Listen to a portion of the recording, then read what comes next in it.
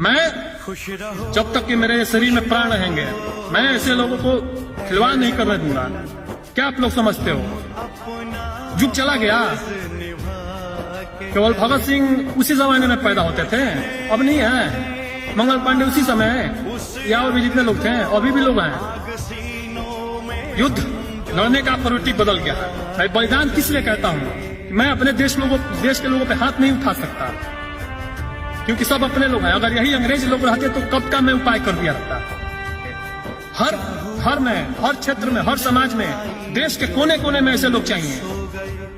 जब मैं अकेला इतना कुछ कर सकता हूँ तो देश में हर कोने में ऐसा अगर हो जाए तो हमारा देश आज सोने की चिड़िया क्या हीरे की चिड़िया हो जाएगी। याद रखना, सब लोग ऐसे नहीं हैं। हम लोग अपने देश पे मर मिटने वाले लोग हैं समय आने पर, और ये समय आ गया है।